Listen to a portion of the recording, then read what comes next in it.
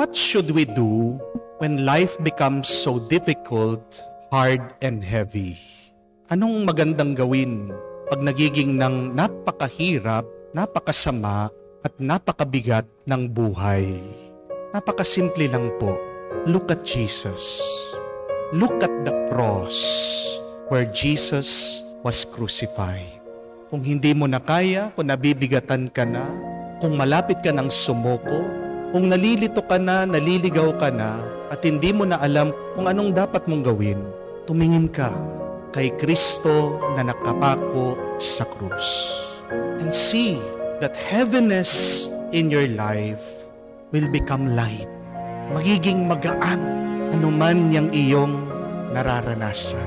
Yan yung nangyari, narinig natin sa unang pagbasa.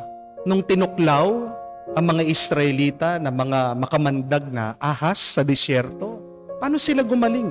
Anong pinagawa ng Diyos kay Moises? Sabi niya, gumawa ka ng isang tanso na ahas, ilagay mo sa poste, at sino man na tumingin dun sa ahas na yon, igagaling.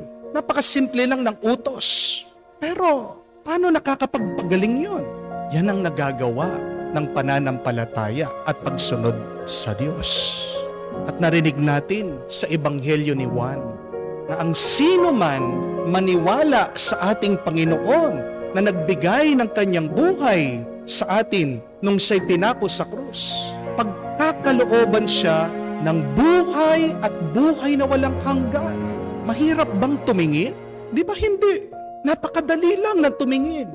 Pero pinapakita sa atin ng Diyos doon sa simple na pagtingin mo, at kung meron kang pananampalataya, tutulungan tayo ng Diyos. Hindi naman mahirap manampalataya sa Diyos. Amen? Hindi naman po mahirap ang manalig sa Diyos. Bakit nagiging mahirap? Ginagawa lang nating mahirap. Mas mahirap ang ginawa niya para sa atin doon sa krus.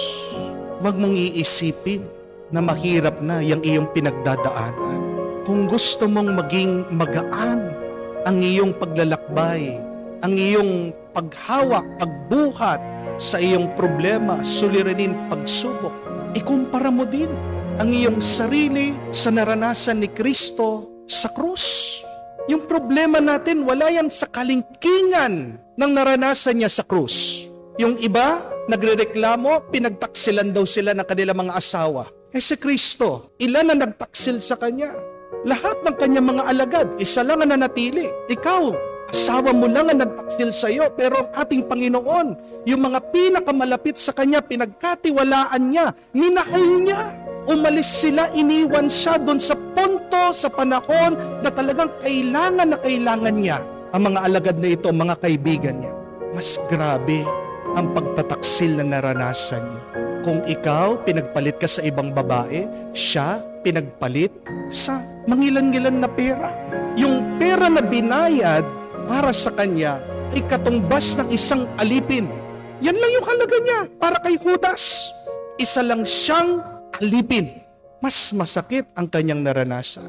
Kung sinasabi mo, napapahiya ka na sa ibang tao, sinisiraan ka, nababasa mo sa Facebook o naririnig mo, chinichismis ka, nanggagaling sa ibang tao, mas masakit yung mga narinig niya. Nung hinarap siya sa mga tao, pinapapili ang mga tao, sino bang papalayain? Pinili pa nila, kriminal. Ikaw, ano yung mga naririnig mo na paninira, na kesyo, pangit ka, mataba ka? Siya mismo, mabuting tao. Sinisigaw ng mga tao, patayin siya, ipako siya sa krus. Hindi ka naman pinapako sa krus.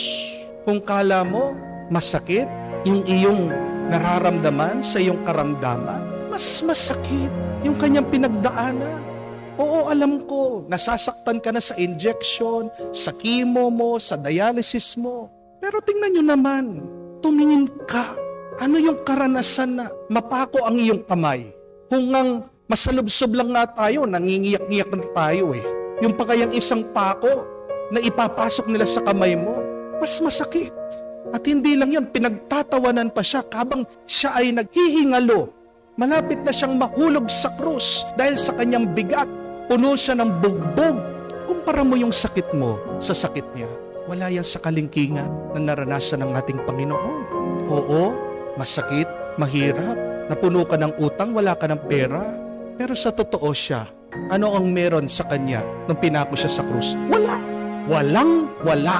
Kahit na marami kang utang, kung meron ka pa ring bahay, magpasalamat ka sa Diyos. Amen? Siya humihingi ng inumin. Anong binigay sa kanya? Kinuha ang espongha. Ano yung esponghang yon?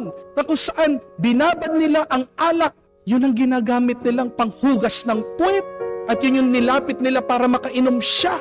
Wala siyang suot na pinako sa krus. Nagrereklamo ka, hindi ka makatulog sa mga utang mo. Siya walang-wala. May saplot. Pero sumuko ba siya? Hindi. Kaya nga, pag sobrang bigat na, sobrang hirap na ng ating buhay, tumingin ka lang sa Kanya. Ilagay mo ang sarili mo sa lugar niya. At makikita mo, yung iyong mga inaalala, maliit lang yan. Magpasalamat ka dahil kinuha na niya lahat. Siya na ang nahirapan, namatay para sa atin. Pasalamat tayo dahil ang paanyaya niya ay buhatin niyo lang ang inyong mga krus. Yun lang. Siya binuhat niya, pinako pa siya sa krus. Hindi niya hahayaan na tayo ay mapako sa ating mga problema, sa ating mga krus. Kasi minsan na niyang ginawa para sa atin. At tapos na ito. Yan ang tagumpay ni Kristo sa krus. Have an attitude of gratitude. Whenever life becomes so difficult and heavy, look at the cross of Jesus.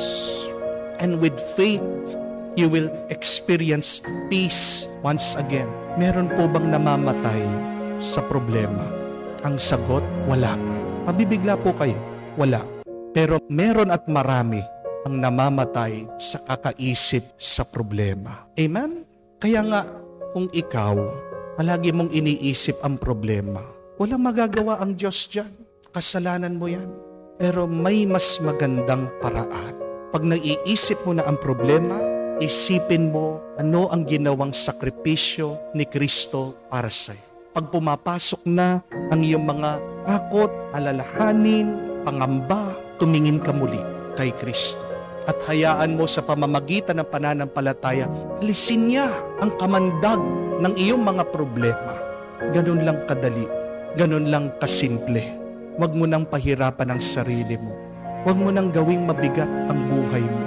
Kaya nga nagsakripisyo ng Diyos para sa atin dahil gusto niya ang buhay natin magaan, masaya at payapa.